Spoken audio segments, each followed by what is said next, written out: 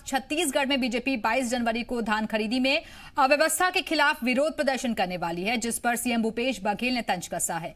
उन्होंने कहा कि बीजेपी प्रदेश प्रभारी डी पुरंदेश्वरी हंटर मार रही हैं और इसलिए बीजेपी नेता आंदोलन करने को मजबूर हैं। सीएम ने कहा कि छत्तीसगढ़ के 10 लाख बीजेपी कार्यकर्ता हैं, बताएं कि कितने लोग राजीव गांधी किसान न्याय योजना का फायदा नहीं लेना चाहते और समर्थन मूल्य पर धान नहीं बेचना चाहते।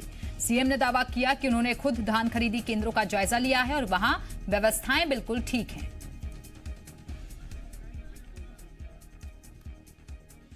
सवाल इस बात का है कितने किसानों को धान बिका है और किसके नहीं बिका है। क्या भारतीय जनता पार्टी के लोग जो राजीव गांधी किसान न्याय योजना के पीछे उनको नहीं चाहिए?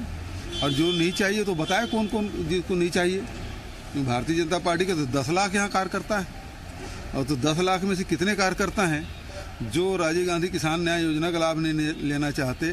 केंद्र सरकार समर्थन मूल्य खरीदी नहीं कर रही, राज्य सरकार खरीदी कर रही है, तो कौन है, कितने लोग हैं जो समर्थन मूल्य में धान अपना नहीं बेचना चाहते थे। एक जिले के मैं गौठान भी जा रहा हूँ और धान संग्रहण केंद्र भी जा रहा हूँ, धान खरीदी केंद्र भी जा रहा हूँ और किसानों से बात भी कर रहा हूँ। वहाँ किसी प्रकार की कोई शिकायत नहीं है। तो भारतीय जनता पार्टी कोई काम ही नहीं है। और पुरंदेश्वरी देवी जी आ रही हैं, बार बार उनको हंटर चला रही हैं, तो मजबूरी में करें क्या। और चलिए सीधे रुख करेंगे रायपुर का, जहां से हमारे साथ हमारे सहयोगी रजनी ठाकुर इस वक्त जुड़ गई हैं। रजनी, एक तरफ बीजेपी ने 22 तारीख के प्रदर्शन के लिए पूरी तैयारियां कर ली हैं और पूरा जोर लगा दिया है इस प्रदर्शन को सफल बनाने के लिए, लेकिन सीएम भूपेश बघेल कह रहे हैं कि ये मजबूरी का प्रदर्शन है। देखिए, 15 साल सत्ता में रहने के बाद अब भारतीय जनता पार्टी विपक्ष में है। विपक्ष के तौर पर लगातार ये उम्मीद की जा रही थी कि भारतीय जनता पार्टी जो है अपनी मौजूदगी दर्ज कराती रहेगी। कोरोना संकट के दौरान, कोरोना काल के दौरान उस तरह का विरोध देखने को नहीं मिला, लेकिन अब जब स्थिति थोड़ी सी सामान्य नजर आ रही है तो एक बार फिर से भारतीय जनता पार्टी की सक्रियता जो है वो देखने को मिल रही है। छत्तीसगढ़ में इस वक्त धान खरीदी चल रही है और धान खरीदी को लेकर विपक्ष बयान के जरिए लगातार आरोप लगाता रहा, लेकिन एक बड़ा प्रदर्शन होने जा रहा है 22 जनवरी को, और ये प्रदर्शन बेहद खास हो जाता है क्योंकि ये प्रदर्शन एक तरह का पहला प्रदर्शन है जब भारतीय जनता पार्टी की प्रदेश प्रभारी बनी है डी पुरंदेश्वरी। उनके प्रभारी बनने के बाद ये बड़ा प्रदर्शन होने जा रहा है और यही वजह है कि तमाम तैयारियां की जा रही हैं और पूरी कोशिश की जा रही है कि इस प्रदर्शन का जो है ज्यादा से ज्यादा असर देखने को मिले। और इसी प्रदर्शन पर मुख्यमंत्री तंज भी कस रहे हैं। उनका ये कहना है कि भारतीय जनता पार्टी प्रदर्शन करना नहीं चाहती है, बल्कि जो प्रभारी हैं उनकी वजह से प्रदर्शन करना पड़ रहा है। हालांकि भाजपा का इस पे कहना यह है कि भारतीय जनता पार्टी शुरू से ही सक्रिय रही है, जनता के मुद्दों को उठाती रही है और बेशक एक सक्रिय प्रभारी पार्टी को मिली है, इसका लाभ भी मिलेगा। कोई भी पार्टी जब सत्ता में होती है उस समय प्रभारी की भूमिका बहुत अहम नहीं हो जाती है, लेकिन सत्ता से हटने के बाद पार्टी में प्रभारी की भूमिका अहम हो जाती है, क्योंकि प्रभारी के नेतृत्व में ही ये तय हो पाता है कि आने वाले विधानसभा चुनाव में पार्टी का प्रदर्शन कैसा रहेगा। पहली महिला प्रदेश प्रभारी हैं डी पुरंदेश्वरी, और उनके आने के बाद बेशक जो गतिविधियां हैं वो देखने को मिल रही है। अब भाजपा में जो सक्रियता है वो भाजपा की बढ़ी है। आप देखिए, आज से ही भाजपा के प्रदेश अध्यक्ष विष्णुदेव साय भी 5 दिन के बस्तर दौरे पर हैं। बस्तर में भाजपा की स्थिति कमजोर नजर आती है हमेशा, वहां से सीटें जीतना भाजपा के लिए हमेशा एक बड़ी चुनौती रही है। पूर्व मुख्यमंत्री और भाजपा के राष्ट्रीय उपाध्यक्ष डॉक्टर रमन सिंह भी अलग अलग क्षेत्रों का दौरा कर रहे हैं। 22 को प्रदर्शन होना है, इसके पहले भी एक प्रदर्शन भाजपा की तरफ से किया गया था विधानसभावार।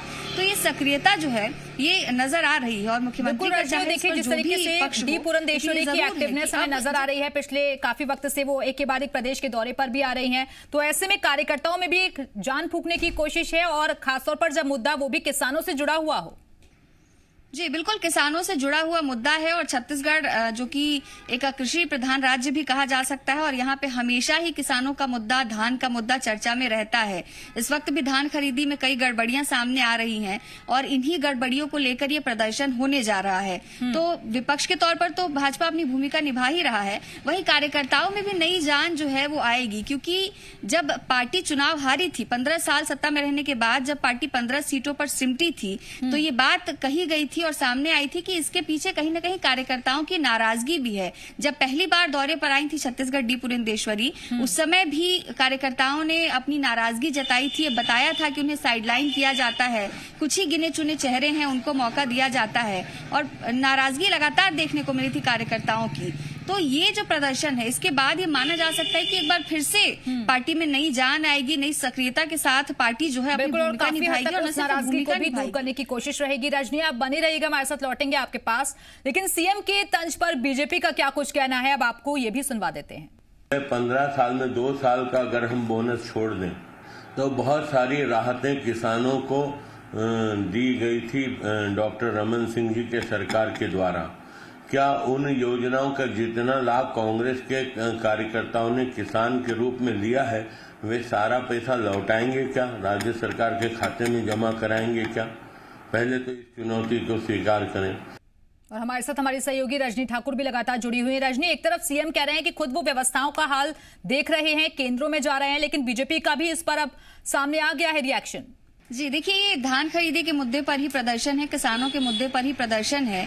ऐसे में मुख्यमंत्री ने ये भी कहा था कि अगर राजीव गांधी किसान न्याय योजना को भाजपा फेलियर बता रही है, तो क्या भाजपा के जो नेता हैं और कार्यकर्ता हैं वो राजीव गांधी किसान न्याय योजना के बोनस को वापस करेंगे? और इसी पर भाजपा का जवाब आया है। भाजपा ने कहा है कि बीते 15 सालों तक जो किसानों को समर्थन मूल्य मिलता रहा, जो धान के बोनस की राशि मिलती रही, उसमें कई कांग्रेसी भी शामिल थे। तो पहले कांग्रेसी ये पहल करें कि बीते 15 सालों का बोनस वापस करें और उसके बाद भाजपा से इसका जवाब मांगा जाए। तो ये पूरी राजनीति ही धान पर केंद्रित है। बार बार जहां राज्य सरकार केंद्रीय कृषि कानून को लेकर आरोप लगाती रहती है और किसानों के हित में नहीं बताती है कानून को, वहीं जो भाजपा है वो ये कह रही है कि जो योजना चल रही है, चाहे वो राजीव गांधी किसान न्याय योजना हो या धान खरीदी की व्यवस्था हो, दोनों ही जो व्यवस्थाएं हैं वो पूरी तरह से ठप हैं। धान खरीदी की अब इस पूरे मामले पर सियासत देखी जा रही है और आरोप प्रत्यारोप का दौर दोनों तरफ से चल रहा है। बहुत बहुत शुक्रिया आपका रजनी ठाकुर, हमारे साथ जुड़ने के लिए, जानकारी देने के लिए।